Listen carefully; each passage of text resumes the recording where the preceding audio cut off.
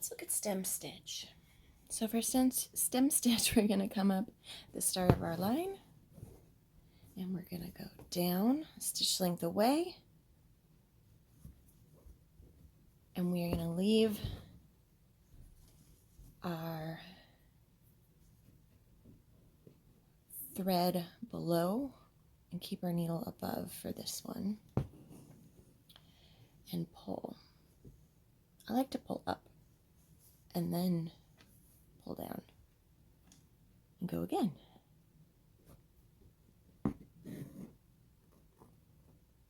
And I don't know if technically we should be going right back up this hole, so we will, because it'll be tighter that way.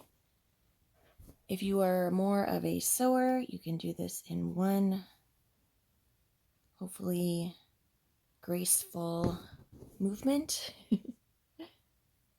Let's see, my fabric is puckering here. We don't want that.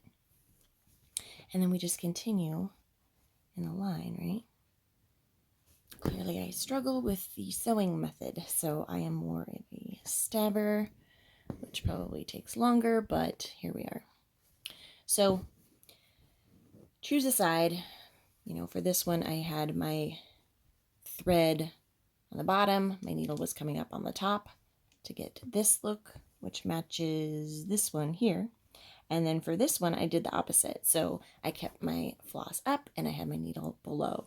Now if I turn my hoop upside down, you know, we don't know. So either way is fine. It can make a difference when you're doing a curve. You can see how it looks a little different on this side versus this curve, and it's kind of the opposite here. So sometimes what I actually do is switch. So for example, let's say we've been keeping our floss below, right? So if we switch right in the middle, what we're doing,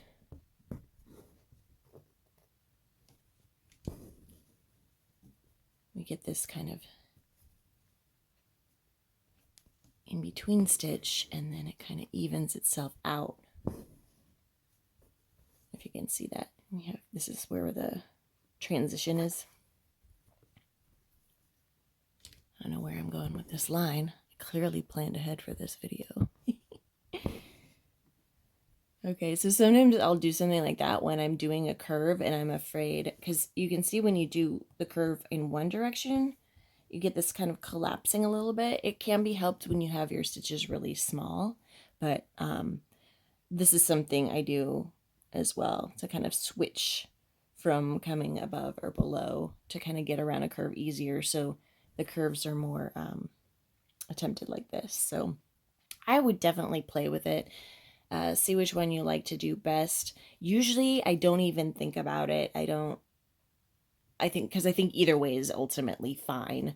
Just whatever feels best in your hands to create this cool little ropey, twisted looking line. So it's great for vines, for lines.